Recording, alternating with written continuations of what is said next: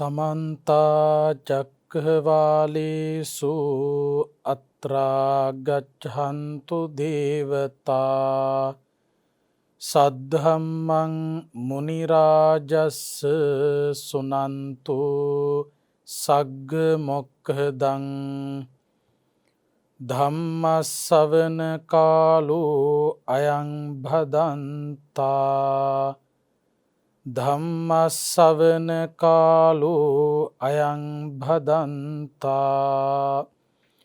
धम्मश्रवण कालो अयं भदन्ता नमो तस्स भगवतो अरहतो सम्मा सम्बुद्धस्स नमो तस्स भगवतो अरहतो सम्मा सम्बुद्धस्स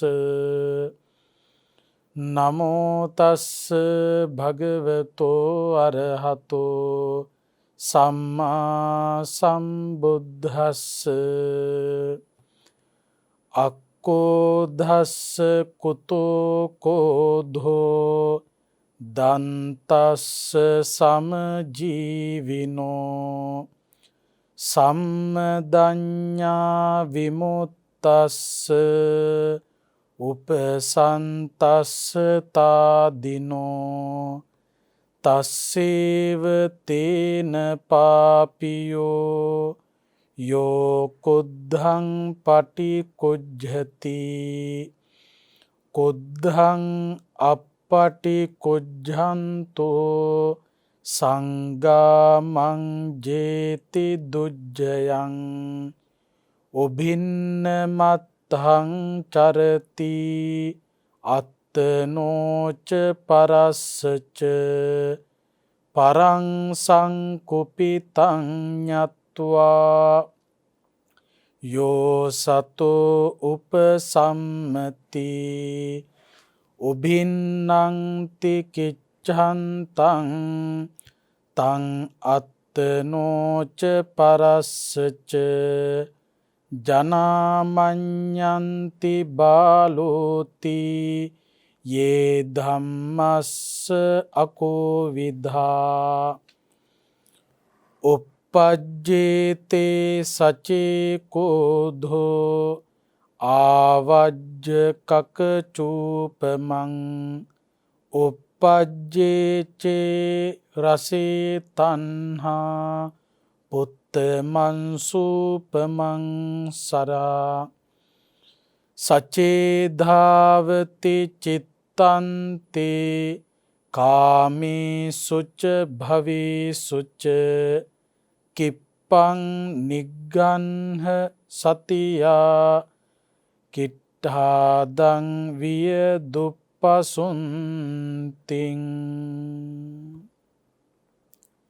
ශ්‍රද්ධාවන්ත කාරුණික පින්වතුනි, සුපුරුදු පරිදි ජයමග රූපවාහිනිය ඔස්සේ ඔබ වෙත ගෙන එන තථාගත ශ්‍රී සද්ධර්මය ධර්මදේශනා මාලාවේ තේර තේරී ගාථා දේශනා වැඩසටහනටයි කොයි කවුරුත් මේ වෙලාවේදී සම්බන්ධ වෙලා සිටින්නේ. බුදුරජාණන් වහන්සේ දෙසූ ධර්ම මාර්ගය තුල ගමන් කරලා උතුම් නිර්වාණය සලසා ගත්තු උත්තමයන් වහන්සේලාගේ වටිනා ප්‍රකාශයන් තමයි තේර තේරී ගාථා තුල අන්තර්ගතව පවතින්නේ. අද විශේෂයෙන් අපි පැහැදිලි කරලා දෙන්නට බලාපොරොත්තු වෙන්නේ බ්‍රහ්මදත්ත තේර ගාථා දේශනාව. බ්‍රහ්මදත්ත කියන මහරහතන් වහන්සේ විසින් ප්‍රකාශ කරන ලද ගාථා දේශනා අන්තර්ගත තේර ගාථා දේශනාවයි පැහැදිලි කරන්න. සවැත් නුවර කොසොල් මහරජතුමාගේ පුතා තමයි පින්වත්නි බ්‍රහ්මදත්ත කියලා කියන්නේ. පෙර බුදුරජාණන් වහන්සේලා වැඩ හිටපු කාල සීමාවලදී නිර්වාණය සාක්ෂාත් කර ගැනීම සඳහා දාන සීල භාවනා කියන ත්‍රිවිධ පුණ්‍ය ක්‍රියාවන් සිදු කරමින් නිවන ප්‍රාර්ථනා කරමින් සසරේ සැරිසරලා ගෞතම බුදුරජාණන් වහන්සේ පහළ වෙච්ච කාලේ බුදුරජාණන් වහන්සේට අනේ පිඩුසිටුතුමා ජේතවනාරාමය පූජා කරපු දවසේ බුදුරජාණන් වහන්සේගේ තේජස දැකලා බුදුරජාණන් වහන්සේ පිළිබඳව ප්‍රසාදයක් ඇති කරගෙන පැවිදි දිවියට පත්වෙච්ච හාමුදුරුව නමක් තමයි බ්‍රහ්මදත්ත හාමුදුරුව. කවුද? කොසල් රජතුමාගේ පුතෙක්. දවසක් මේ බ්‍රහ්මදත්ත හාමුදුරුවෝ උන්වහන්සේ පැවිදි දිවියට පත් වෙලා නොබෝ දවසකින්ම විදර්ශනාව ප්‍රගුණ කරලා කෙලෙස් ප්‍රහීන කරලා රහත් ඵලයට පත් වුණා.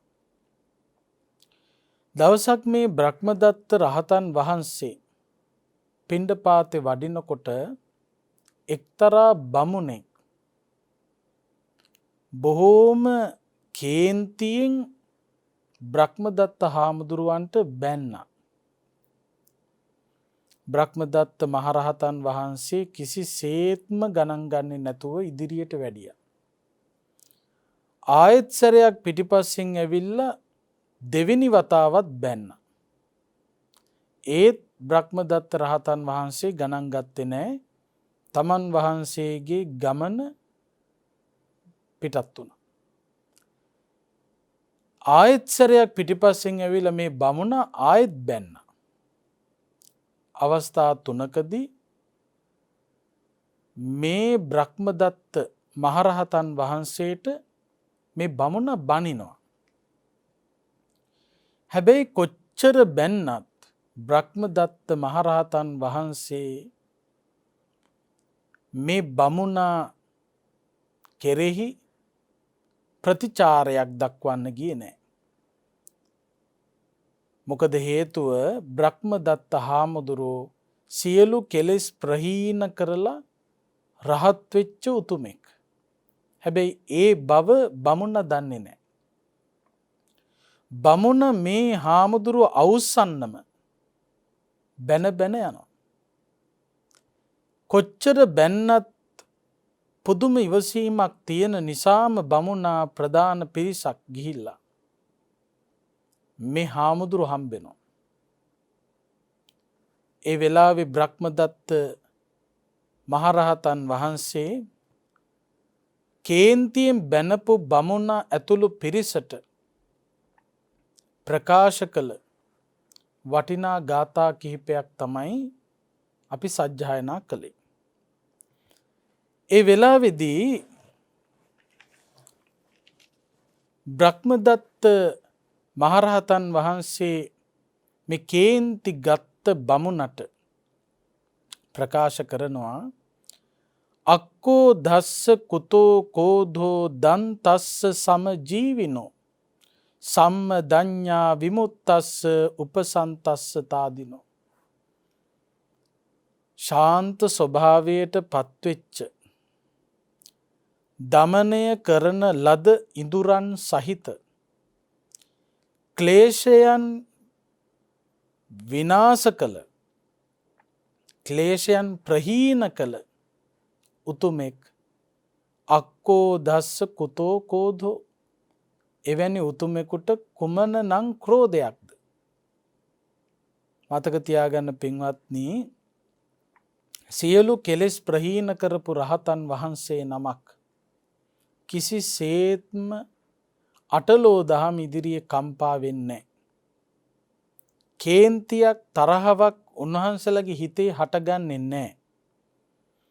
ඒ තරමටම හිත පිරිසිදුයි. මේ වෙලාවේ බ්‍රහ්මදත්ත මහරහතන් වහන්සේ මේ බමුණට පැහැදිලි කරනවා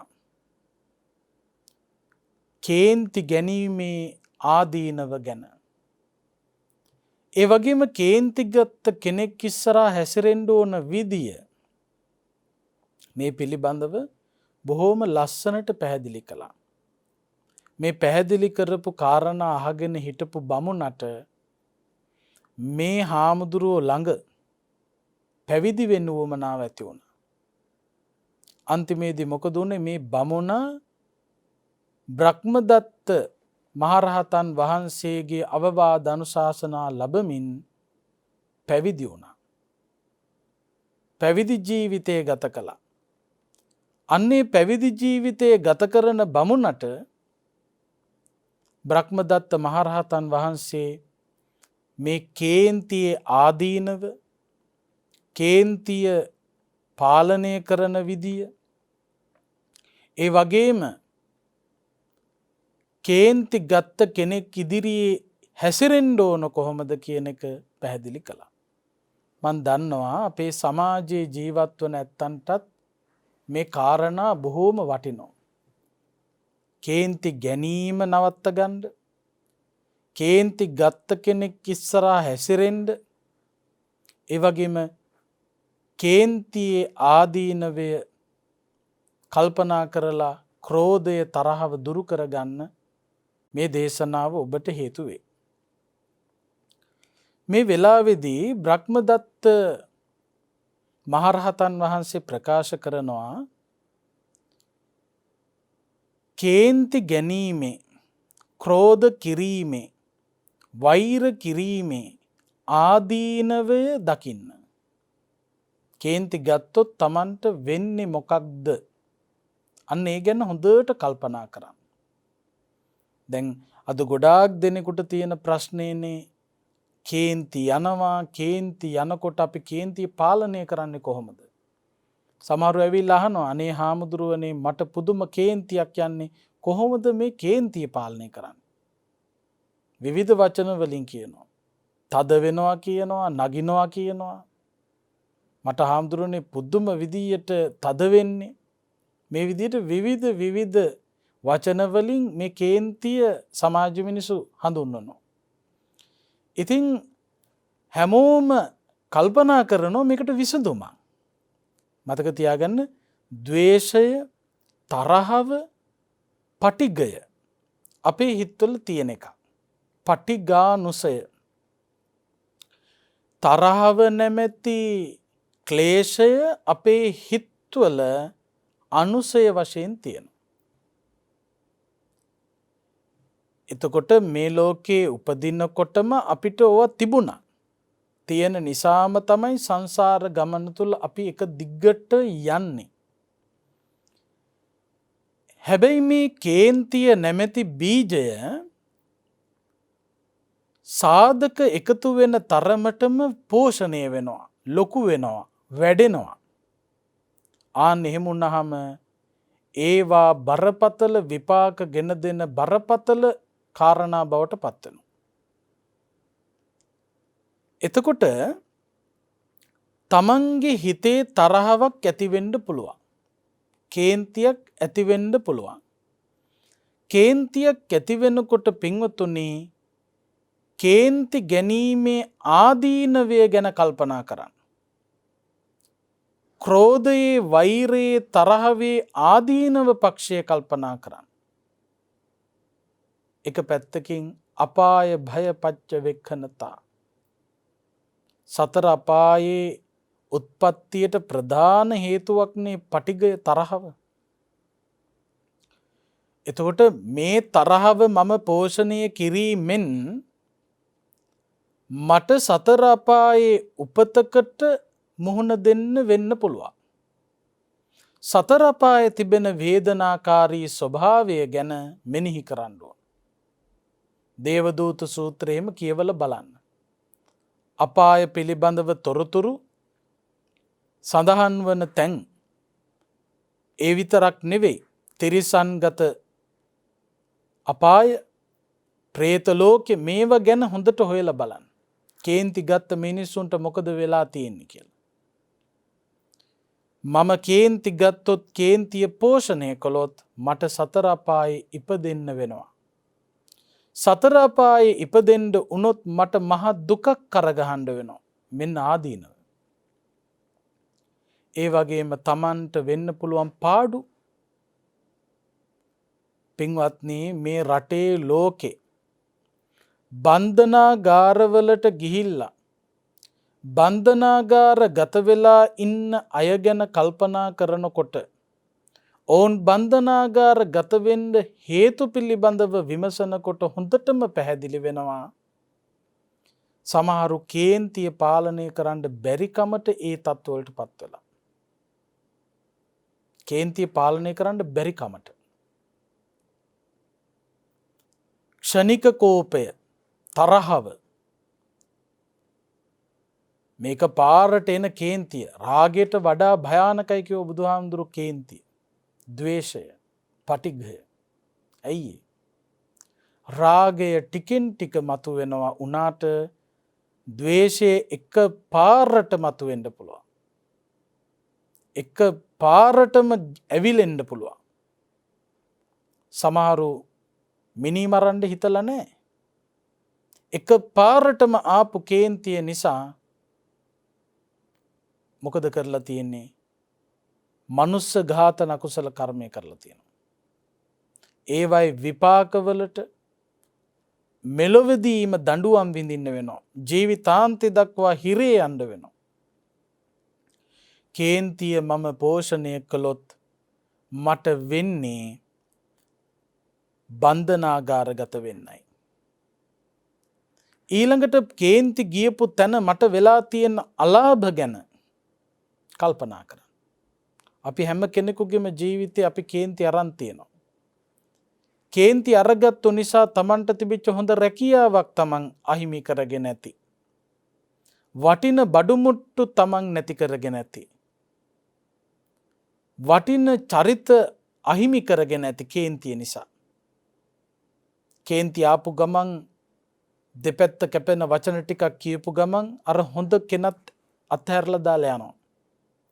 එහෙම අහිමි වීම සිද්ධ වෙලා ඇති. මේ කේන්තිය පෝෂණය කරනකොට Tamanට ලැබෙන ආදීනවය ගැන මෙනෙහි කරන්න. ආදීනවය ගැන මෙනෙහි කරනකොට කේන්තියක් පෝෂණය වේගෙන එනකොට අපට පුළුවන් මේ කේන්තිය පාලනය කරන්න. අපි නිතර මතක් කරනවා මේ කේන්ති ගන්නකොට ක්‍රෝධය, වෛරය, තරහව ගෙන යනකොට එතන තියෙන මානසික බලපෑම සහ ඒ මානසිකව ඇතිවන බලපෑම ගතට කොයි විදියටද බලපාන්නේ කියන එක. කේන්තිය වැඩි වෙන්න අපේ ශරීරයට සිදුවෙන්න පුළුවන් අහිතකර බලපෑම පිළිබඳව අපි නිතර බොහෝ දේශනාවලදී මතක් කරලා තියෙනවා. මේ වෙලාවේදීත් ඒ කාරණා මතක් කිරීම මම හිතනවා හැමෝටම මේ කේන්තිය පාලනය කරන්න ලොකු ශක්තියක් වෙයි කියලා. අපි කේන්ති ගන්න තරමටම අපේ හිත අපිරිසිදුයි. මතක තියාගන්න අපිරිසිදු සිතක් නම් ඔබට තියෙන්නේ ඔබේ ගතට රෝගී තත්වයන් ඇතිවීමේ ප්‍රවණතාවය වැඩි. ගත ලෙඩ වෙන්න ප්‍රධාන හේතුවක් තමයි හිතේ තිබෙන අපිරිසිදුකම. හිත පිරිසිදු කරගන්නවා නම් හිතේ සතුටින් ඉන්නවා නම් ඒ කෙනා නිරෝගී දිවි පෙවෙතක් ගත කරන කෙනෙක් හැටියට කාලය ගත කරන්න පුළුවන්. මං කියන්නේ ලෙඩ හැදෙන්නෙම නැහැ කියලා. බොහෝ රෝගවලින් බේරිලා ඉන්න පුළුවන්කම තියෙනවා පිරිසිදු සිතක් ඇතුව වාසය කරන්න පුරුදු වෙනවා නම්. කේන්තිය ඇතිවෙන තරමට ඒකෙන් ලැබෙන ආදීනවය වෛද්‍ය විද්‍යානුකූලවත් පැහැදිලි කරලා දීලා තියෙනවා. වෛද්‍ය විද්‍යාවට අනුව මේ වෙනකොට ඔවුන් විවිධ පරීක්ෂණයන් සිද්ධ කරලා පරීක්ෂණ වාර්තා ඉදිරිපත් කරලා තියෙනවා. අපි අපේ හිත තුල කේන්තිය වඩනවා නම් දකින දේ නිසා, ඇහෙන දේ නිසා, දැනෙන දේ නිසා, ඒවට තියෙන අකමැත්ත නිසා ගැටීම් ඇති කරගෙන ඒ තරහව පෝෂණය කරනකොට, ඒ තරහ සිතිවිල්ලක් ගැන හිත හිතා ඉන්නකොට, මනෝභාවයන් ඒ කේන්තිය තුලම පවත්වාගෙන යනකොට මොකද වෙන්නේ?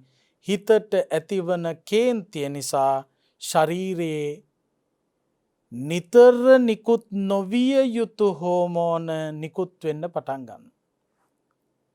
අපේ ශරීරයේ තියෙනවා හෝමෝන. මේ හෝමෝන වල සමහර හෝමෝන තියෙනවා, ඒවා නිපදවිය යුතු අවස්ථා තියෙනවා. ඒ අවස්ථාවලදී නිපද වුණොත් විතරයි ඒවයින් ප්‍රයෝජන ගන්න පුළුවන්කම තියෙන්නේ. ඒ හෝමෝන අවස්ථාවක් නැතුව හැම වෙලාවකම එළියට නිකුත් වෙන්න ගියොත්, රුධිරය හා මිශ්‍ර වෙන්න ගියොත් දරුණු රෝගාබාධයන්ට ලක්වීමේ ඉඩකඩ තියෙනවා. මේ හෝමෝන ක්‍රියාත්මක වීමේදී එයට බලපාන්නේ හිතේ සිතිවිලි. හිතේ සිතිවිලි තමයි බලපාන්නේ. කේන්ති ඇති වෙනකොට ඇඩ්‍රිනලින් කියන, කෝටිසෝල් කියන හෝමෝනය අධික ලෙස රුධිරයට මුදා හරිනවා. නිතර කේන්තියෙන් නම් ඉන්නේ, කේන්තියෙන්ම ඉන්න එකට තමයි ක්‍රෝධය, නිතරම වෛරය, ඊටත් එහා ගියම් බද්ධ වෛරය, කාලියක්කිනි වගේ භවයෙන් භවය පස්සෙන් පන්නන් එන්නේ බද්ධ වෛරය. බැඳගෙන යනවා එක. බුදුහාමුදුරුවෝ කෙරෙහි දේවදත්ත හාමුදුරුවෝ අරගෙන ආවේ බැඳගෙන යන එක. එතකොට මෙන්න මේ තරහව ඇති වෙනකොට, තරහව හිත තුල පවත්වාගෙන ඉන්නකොට, නිතරම කේන්තියකින් දත්මිටි කකා ඉන්නකොට අර හෝමෝන නිතරම රුධිරයට මුදා හරිනවා.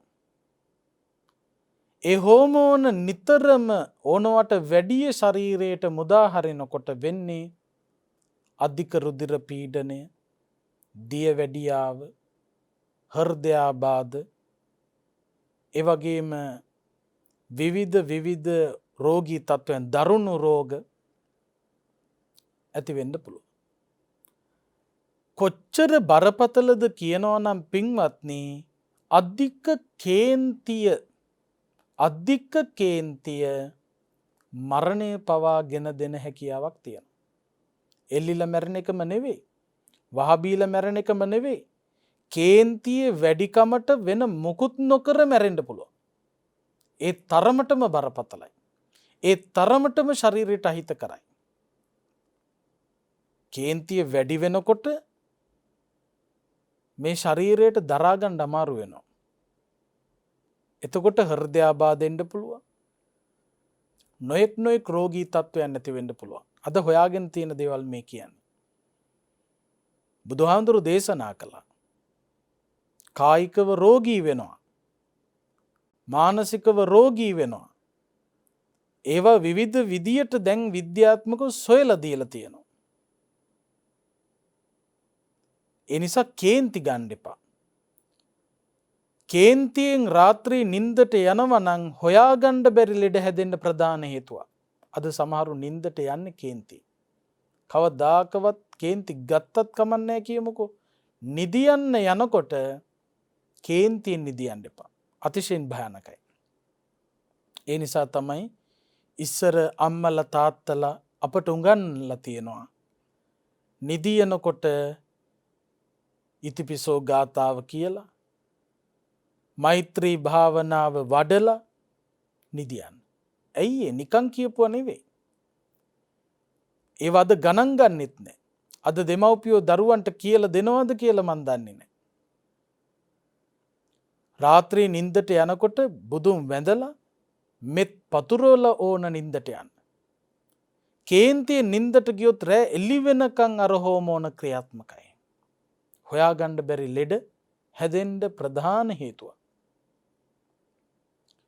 එතකොට බලන්න මේ කේන්තිය හිතේ ඇති වෙනකොට ගත ලෙඩ වෙනවා. ගත නිරෝගී කරගන්න, හිත පිරිසිදු කරගන්න, හිත තුල මෙත් සිතක් ඇතිව වාසය කරන්න. මෙත් සිත පතුරවන්න. ඒක අත්‍යවශ්‍යයි. ක්‍රෝධ කරනකොට තරහව ඇති කරගන්නකොට වෛරය ඇති කරගන්නකොට ඒකෙන් ලැබෙන ආදීනවය මෙනෙහි කරන්න. දැන් මොනවද ආදීනව? තමන්ට මහා අලාභයක් සිද්ධ වෙන්න පුළුවන්. පසුකාලීනව තමන්ට තමන් දොස් නගන ස්වරූපයක් ඇති වෙන්න පුළුවන්. කේන්තිය නිසා අද සමහරක් විට කේන්ති ගණන් ගන්න නැතුව කේන්ති අරගෙන කරන වැඩ ඉදිරියේදී ලොකු ප්‍රශ්නයක් වෙන්න පුළුවන්.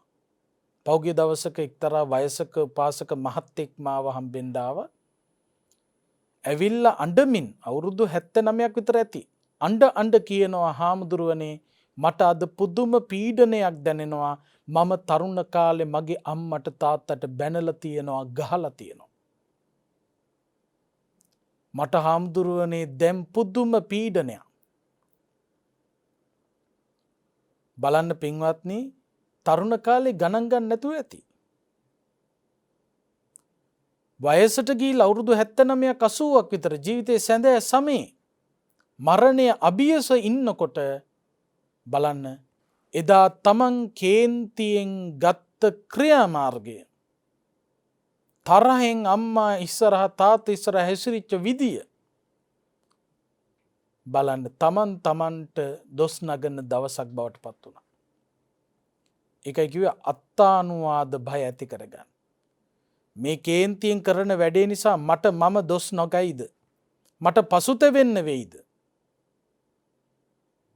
පරානුවාද බය. ලෝකයා මට දොස් නගයිද? කේන්ති අරගෙන කටයුතු කරන කෙනා ලෝකයාගෙන් බැනුම් අහනවා. ලෝකයා දොස් නගන ඒ කෙනාට. පරානුවාද බය. දණ්ඩ බය. මට දඬුවම් විඳින්න වෙයි මේ වැරද්ද කළොත්.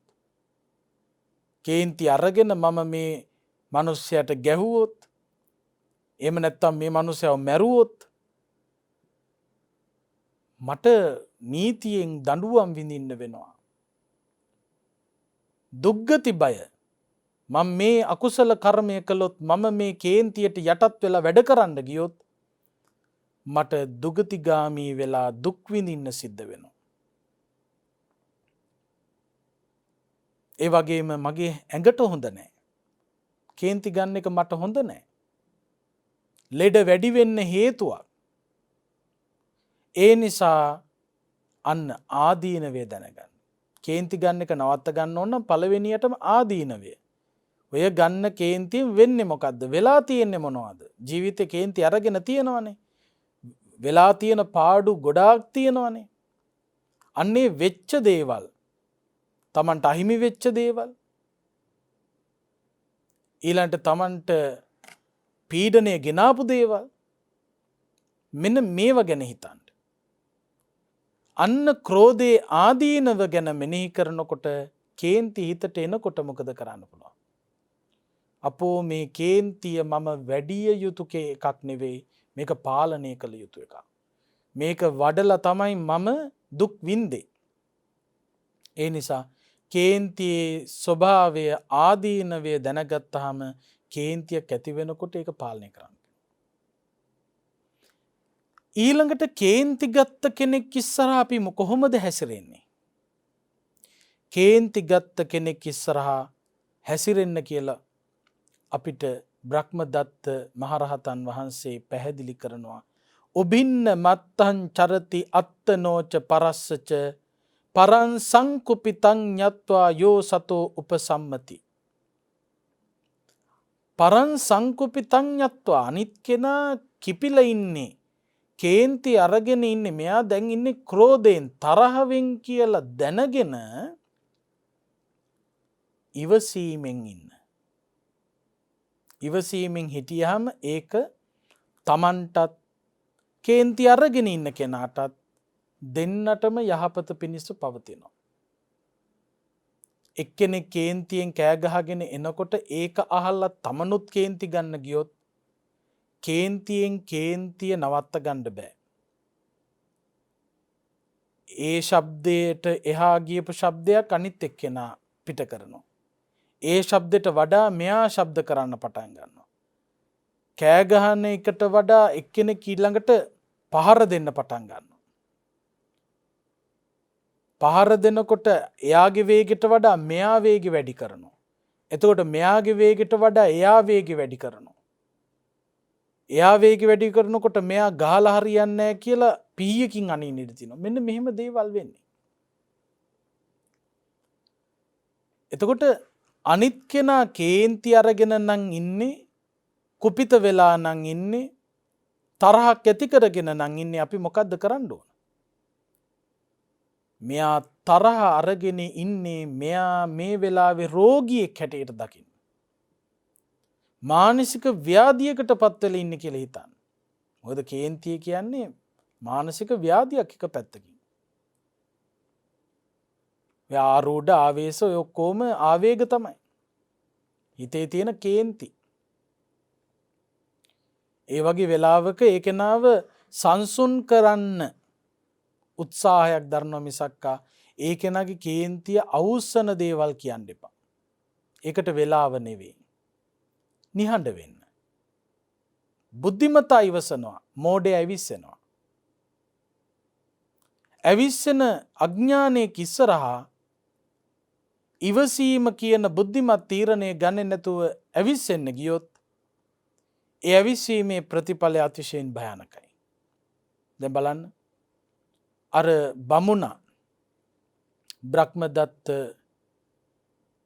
මහරහතන් වහන්සේට බනිනකොට බ්‍රහ්මදත්ත මහරහතන් වහන්සේත් පෙරලා බැන්නනම් එතන ගැටුමක් නේ. දැන් එතන ගැටුමක් ඇති වුණේ නැහැ. උන්වහන්සේ කෙලෙස් ප්‍රහීන කරලා හිටියේ. පෘථග්ජන කෙනෙකුට කිව්වනම් සමහරක් විට කේන්ති වැඩි වෙලා එතන ගහගෙන මහා විපතක් වෙන්න පුළුවන්. පව් පුරෝගෙන ඉවසීමේ තිබෙන වටිනකම. ඉවසන තරමට ජය ලැබෙනවා. මොන තරම් අන් අය කේන්ති ගත්තත්, අන් අය තරහෙන් කතා කළත්, අන් අය වෛරෙන් කතා කළත්, තමන්ට පුළුවන් නම් මේ තරහව පාලනය කරගෙන, කේන්තිය පාලනය කරගෙන වාසය කරන්න, එයින් ලැබෙන ශාන්තිය මෙච්චරයි මෙපමණයි කියලා කියන්න පුළුවන්කමක් නැහැ. ඉවසන කෙනාට දිනුම ලැබෙනවා. ඉවසීමෙන් සැනසීම ලැබේ කියන්නේ නිකන් නෙවෙයි. ඉවසීම පුළුවන් නම් ඒ කෙනාට ජයග්‍රහණය ලැබෙනවා. හොඳ කතාවක් තියෙනවා එක්තරා ගොවිපලක. වයසට ගියපු බැටළුවෙක් ඉඳලා තියෙනවා. මේ ගොවිපලේ තිබිලා තියෙනවා ලිඳක්, පාළු ලිඳක්, අතහැරපු ලිඳක්. මේ වයසට ගියපු බැටළුවා දවසක් ඇවිදගෙන යනකොට මේ ලිඳට වැටෙනවා. ගොවිපලේ හිමියා මේ බැටළුවා වයසක බැටළුවාව හොයනවා. හොයනකොට දකින්නවා ලිඳට වැටිලා ඉන්නවා. පණ තිබුණා. මේ මිනිස්සයා මොකද කළේ? මේ නාකි බැටළුව එළියට අරගත්ත කියලා මට ඇති වැඩක් නැහැ. සේවක මණ්ඩලයට කතා කරලා කිව්වා මේ ගොවිපලේ තියෙන කුණු ඔක්කොම ටික එකට එකතු කරලා අර තියෙන ලිඳට දාලා ලිඳ වහලා දාන්න. අර නාකි බැටළුවත් වැටිලා ඉන්නවා. බැටළුවත් එක්කම වහලා දාන්න. බලන්න ගොවිපලේ සේවකයෝ මොකද කළේ? කුණු ඔක්කොම එකතු කර ඇවිල්ලා අර වලට දානවා. දැන් ගොවිපලේ හිමියා හිතනවා දැන් බැටළුවා යට වෙලා යනවා. ලිඳ වහනවත් එක්කම මේ නාකි බැටළුවත් ඉවරයි. පින්වත්නි, කුණු දාන්න මේ ලිඳ පිරෙනකොට බැටළුවා උඩට ඇවිල්ලා ගමන පිටත් වුණා. සුවසේ ඉන්නවා බැටළුවා. හේතුව මොකක්ද? හේතුව තමයි බැටළුවා ලිඳට වැටුණා. ලිඳෙන් ගොඩ එන්න බෑ. අර ගොවිපලේ ප්‍රධානියා හිමියා කේන්තියෙන් බැටළුවත් එක්කම වලල්ලා දාන්න ඔය නාකි බැටළුවකින් ඇති වැඩක් නැහැ කියලා. අර කුණු ටික ඔක්කොම ගිහිල්ලා දාන්න කියනකොට අර දාන කුණු බැටළුවගේ පිටට වැටෙනකොට බැටළුවා මොකද කරලා තියෙන්නේ? මේ කුණු ගසලා කුණු ගොඩ උඩ හිටගෙන දාන කුණු ඉවසීමෙන් ගසනවා.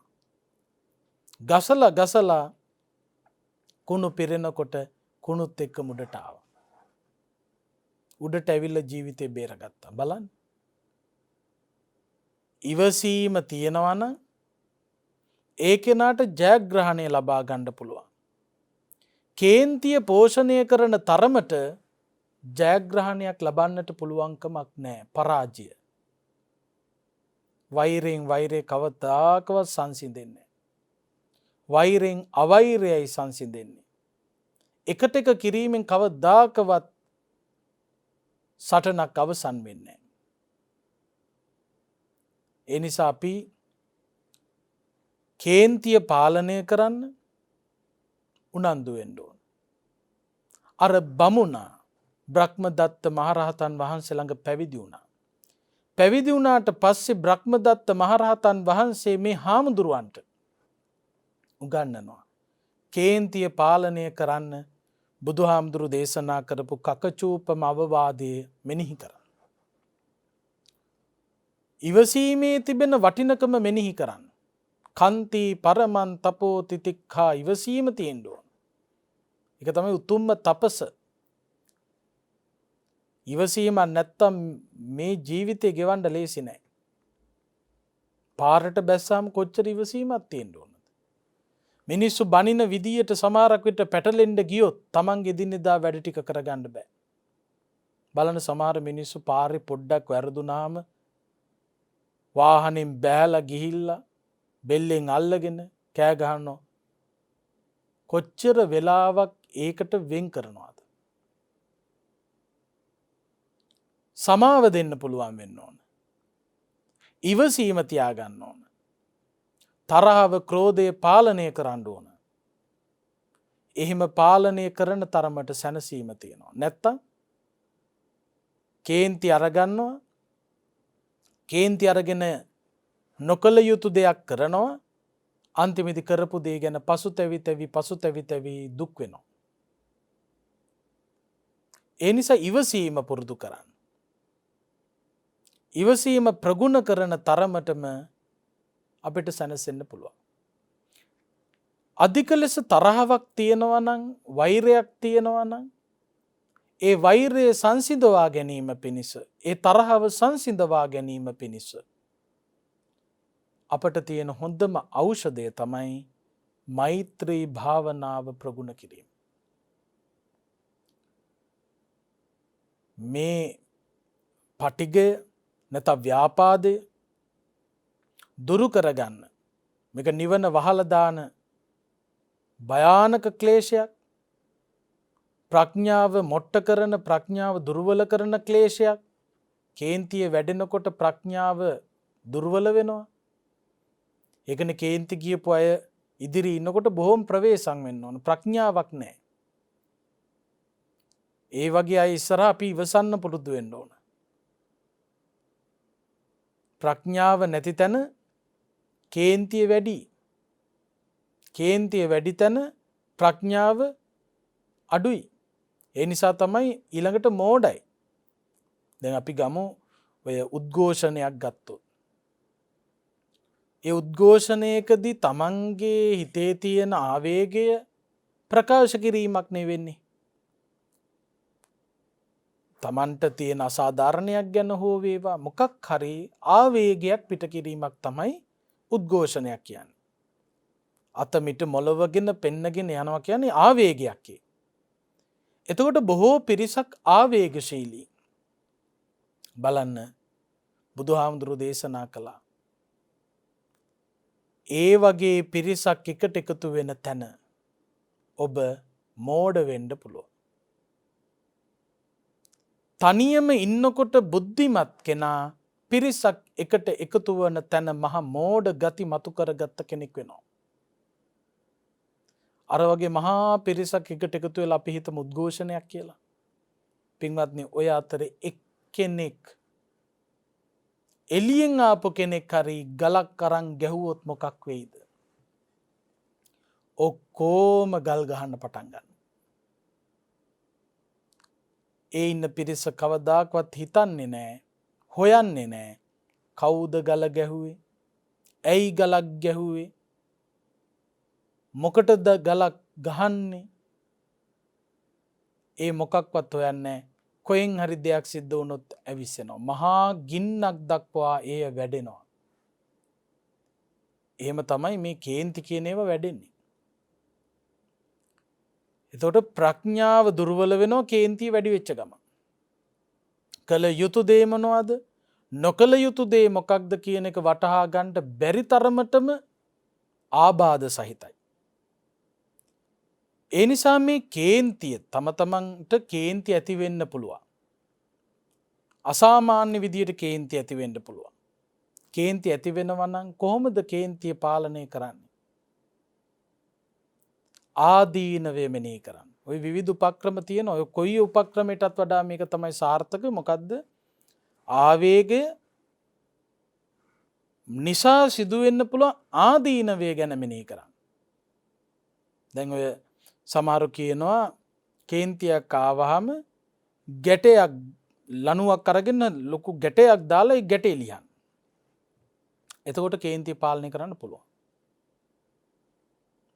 සමහරු කියනවා ඒ ගැටේ ලියන කොටත් කේන්ති එනවා කියලා. ඒ වගේ ප්‍රායෝගික දේවල් තියෙනවා. ඒව කරනකොටත් කේන්ති එනවා. ගැටේ ලියා ගන්න බැරි වුණොත් තවත් අද වෙනවා. කේන්තිය පාලනය කරන්න ගැටයක් ගහලා ගැටේ ලියන්න කියනවා. ගැටේ ලියා ගන්න බැරි වෙනකොට තවත් කේන්තිය විශ්සෙනවා. ඊට වඩා හොඳයි ගැට ගහන්නවත් ගැට ලියන්නවත් යන්න ඕනේ. කේන්ති ගත්තොත් වෙන්නේ මොකද්ද කියන එක ආදීනවය පිළිබඳව කල්පනා කරන්න. ආදීනවය ගැන කල්පනා කරනකොට අපිට පුළුවන්කම තියෙනවා මේ කේන්ති පාලනය කරන්න. ඒ වගේම තමයි කේන්තිය සහිත වැඩිපුරම කේන්තියෙන් වෛරය ඒක පුරුදු කරගත්ත මිනිස්සු නම් සමහර ඉන්නවා කේන්ති ගන්න එක පුරුද්දක්. ඒ මනුස්සයට කේන්ති ගත්තේ නැත්තම් හරියට කෑවේ නෑ වගේ. මොකක් හරි හේතුවක් හදාගෙන කේන්ති ගන්නවා. සමහරු ඉන්නවා එහෙම. කේන්ති ගන්න දෙයක් ඇත්තෙම නැත්තම් කේන්තියක් ගන්නවා. මොකක් හරි හේතුවක්. හිරි යණ්ඩත් එක්ක කේන්ති ගන්න අය ඉන්නවනේ. කේන්ති ඇති කරගන්න. ඒ වගේ කේන්තියට පුරුදු වෙච්ච අය ඉන්නවා නම් හොඳට මතක තියාගන්න බොහෝම භයානකයි. සමහර කියන්නේ රණ්ඩු නැත්තම් නිකන් කෑවේ නෑ වගේ. ගෙවල් වල රණ්ඩු වෙනවා. රණ්ඩු වෙන්න එකට ආසාව ඇති කරගෙන. එහෙම හූරගෙන කොනිත්තගෙන පාරවල් ටිකක් පේන්නේ ඒව තියෙන්න ඕන කියලා තමයි හිතන්නේ. ඊට පස්සේ ඒකට පුරුදු වෙනවා. ඊළඟට මොකද වෙන්නේ? ඒ පුරුද්දටම තව තවත් කේන්ති අවුස්සා දුවනවා. ඒක හානියක්. අධික කේන්ති ගන්න චරිතයක් නම් කේන්ති යන චරිතයක් නම් ඔබ මෛත්‍රී භාවනාව වැඩි වශයෙන් ප්‍රගුණ කරන්න. ව්‍යාපාදයේ නැමැති නීවරණය යටපත් කරන්න තියෙන හොඳම බෙහෙත තමයි මෙත් සිත වැඩිම. මෛත්‍රිය පතුරවනකොට තමන්ගෙන් පටන් ගන්න. තමන්ට මෛත්‍රී කරන්න. තමන්ගේ හිත පිරිසිදු කරගන්න. ලෝකයාට මෙත් සිත පතුරවන්න. දයාව කරුණාව සහිත සිතක් ගොඩ නගා ගන්න. අන්නේ මෛත්‍රී වඩනකොට ලැබෙන ලාභ සුවසේ නින්ද යනවා. කේන්ති ගන්න මිනිසුන්ට නින්ද යන්නේ හරියට. සුවසේ නින්ද යනවා. සුවසේ අවදි වෙනවා. සමහරු කේන්තිකාරයෝ ඉන්නවා නැගිටිනකොටත් කේන්තිය නැගිටින්නේ. සමහරු ඉන්නවා උදේ නැගිටිනකොටම කේන්ති. මෛත්‍රී භාවනාව වඩලා නිදිනවා නම් සුවසේ නින්ද යනවා, සුවසේ අවදි වෙනවා. කිසිම ප්‍රශ්නයක් නැහැ. නින්ද අතරතුරත් කිසි ගැටලුවක් නැහැ. සමහරු නින්දෙනුත් ගහ ගන්නවා. බනිනවා. ඒ අවදි වෙලා ඉන්න කාලේ කරපු ටිකත් රෑ නින්දෙනුත් වෙන්නේ ඒ ටික. කුණු අරප කියනවා සමහරු ඉන්නවා එහෙම. ළඟ ඉන්න මිනිහයාට අතමිට මොලවල ගහනවා. අවදි වෙලා ඉන්න වෙලාවෙදිත් කේන්ති අරගෙන ඉඳලා තියෙන්නේ, නිින්ද ගියාමත් කේන්ති ගන්නවා. සුවසේ නිින්ද යන්න, සුවසේ අවදි වෙන්න, පෞකාර හීන නොදකින්න, මිනිස්සුන්ගේ ප්‍රිය බව ලබන්න. මිනිස්සු ප්‍රිය කේන්තිකාරයන්ට නෙවෙයි, ඉවසීම තියෙන කෙනාට. කේන්ති ගන්න මිනිස්සයා අමු සොහනක් වගේ යන්න බයයි. ඉවසීම තියෙන කෙනා ළඟට යන්න කිසිම බයක් නැහැ. මිනිස්සු ප්‍රියයි ඒ වගේ අයට. අමනුස්සානම් පියෝති, අමනුෂ්‍යොත් ප්‍රියයි. මිනිස්සු ප්‍රිය වෙනකොට ලං වෙනවා, අමනුෂ්‍යෝ ප්‍රිය වෙනකොට ඈත් වෙනවා. ඒක තමයි ස්වභාවය. මිනිස්සු ප්‍රිය වෙනවා කියන්නේ මිනිස්සු ලං වෙනවා, අමනුෂ්‍යෝ ප්‍රිය වෙනවා කියන්නේ අමනුෂ්‍යෝ ඈත් වෙනවා. කරදර කරන්නේ නැහැ. දෙවිවරුත් රකින්නවා. හිත පිරිසිදුයි නම් දෙවිවරුන්ගේ ආශිර්වාදය ලබන්න පුළුවන්. ඒ විතරක් නෙවෙයි,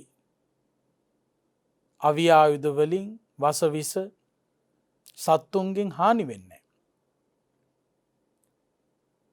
සිත සමාධිගත කරගන්න පුළුවන්. හිත පිරිසිදුයි. මුහුණ ප්‍රසන්නවත් වෙනවා. කේන්ති ගන්නකොට බලන්න මූණු. කේන්ති අරගෙන ඉන්නකොට මූණු වල හැටි අප්‍රසන්නයි. සමහරු කියනවා තමයි, අනේ කේන්ති ගියාම ඔයා හරි ලස්සනයි, රැවටෙන්න එපා. ඒවා බොරු. කේන්ති ගියාම මිනිස්සු ලස්සන නැහැ, මිනිස්සු හරි කැතයි. තවත් අවුස්සන්නේ කියන්නේ. කේන්ති ගියාම හරි ලස්සනයි. කොහේ ලස්සන වෙන්නද කේන්ති ගියාම? මූණ අප්‍රසන්න වෙනවා. සිහි මුලා වෙන්නේ නැතුව මැරෙන්න පුළුවන්. කේන්ති අරගෙන නම් ඉන්නේ.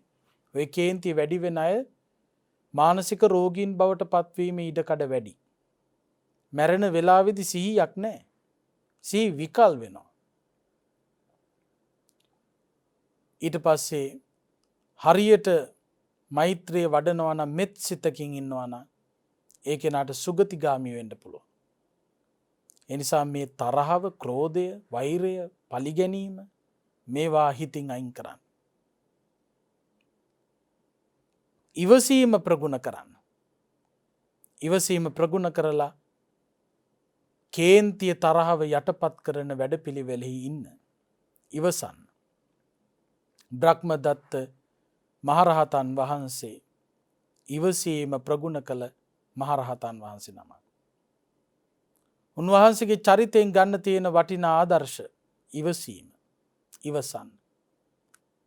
පරං සංකුපිතං ඤත්වා, අනිත් කෙනා කේන්ති අරගෙන ඉන්නේ කියලා දැනගෙන ඒ කෙනා කෙරෙහි කරුණාව ඇති කරගෙන නිහඬ වෙන්න. ඉවසන්න. අන්න එතනදී ඒ කේන්ති ගත්ත කෙනාගේ කේන්තියත් පාලනය කරන්න පුළුවන්. ඒක නිසා තමන්ටත් අනුන්ටත් දෙපාර්ශවයටම යහපතක්මයි වෙන්නේ. ඒ නිසා විවිධ හේතුන් නිසා කේන්ති ගන්න, තරහවල්, වෛර, බද්ධ වෛර අරගෙන උස්සගෙන දුවන සමාජයේ කේන්තිය පාලනය කරගෙන ඉවසීම ප්‍රගුණ කිරීම පිණිස මේ උතුම් තේරගාථා දේශනාව, තථාගත ශ්‍රී සද්ධර්ම ධර්ම දේශනා මාලාවේ තේර තේරී ගාථා දේශනා වලට අදාළ බ්‍රහ්මදත්ත තේර ගාථාව ඔබට අපට යහපත පිණිසම පවතිවා කියලා ප්‍රාර්ථනා කරන්න. ආකාසට්ඨා ච බුම්මට්ඨා දේවා නාග මහිද්దికා පුඤ්ඤන්තං අනුමෝදිත්වා චිරං රක්ඛන්තු ශාසනං. ආකාසට්ඨා ච බුම්මට්ඨා දේවා නාග මහිද්దికා පුඤ්ඤන්තං අනුමෝදිත්වා චිරං රක්ඛන්තු දේශනං. ආකාසට්ඨා ච බුම්මට්ඨා දේවා නාග මහිද්దికා පුඤ්ඤන්තං අනුමෝදිත්වා චිරං රක්ඛන්තු ත්වං සදා. මෙහෙම ආකාරයකින්ම රැස් කරගත් සකල කුසලානිසංස ඔබ අප නමින් මිය ගිහිල්ලා පින් අපේක්ෂාවෙන් ඉන්න යම් තාක් දෙමාපිය ඥාති හිතයිසින් වෙතොත් ඒ හැමෝම අනුමෝදන් වේවා.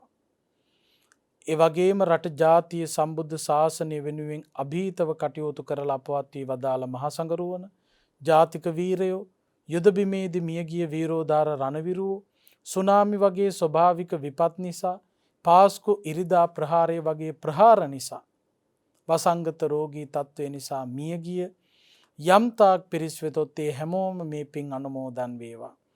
ඒ අයගේ භව ගමන් සුවපත් කර ගනිත්වා, සසර දුකින් එතරව උතුම් නිවනින් සැනසෙත්වා කියලා අපි මියගිය ඥාතීන්ට පින් දෙමු.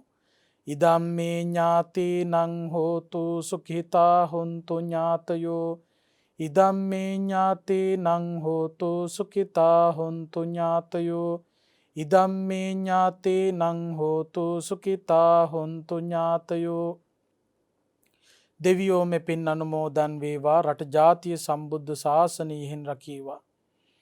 විශේෂයෙන් රට පුරා ලොව පුරා පැතිර යන මේ වසංගත රෝගී තත්ත්වය ඉදිරියේ රෝග නිවාරණ සංග්‍රාමයේ යෙදී සිටින පින්වත් අපේ වෛද්‍ය කාර්ය මණ්ඩලයට, හෙද කාර්ය මණ්ඩලයට, ත්‍රිවිධ හමුදාවේ පොලිසිය පින්වතුන්ට, අසනීප තත්ත්වවලට පත්වෙච්ච රටවැසි ලොවැසි හැමෝටම සිත ශාන්තිය ආපතු දා වේවා.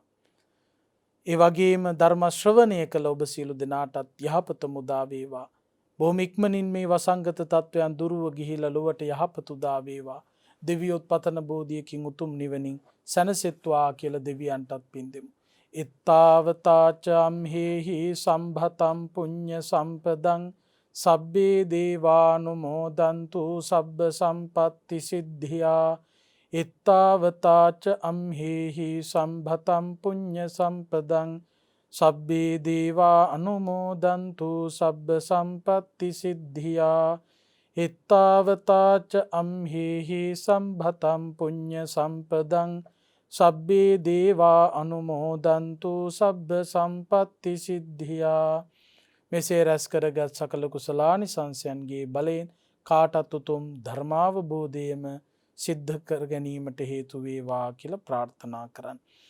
අභිවාදන සීලිස්ස නිච්ඡං වද්ධාපචායිනෝ චත්තාරෝ ධම්මා වඩ්ඩන්ති ආයුවන්නෝ සුඛං බලං ආයුරාරෝග්‍ය සම්පatti සග්ග සම්පatti මේවච අතෝ නිබ්බාන සම්පatti ඉමිනාතේ සමිජ්ජතු.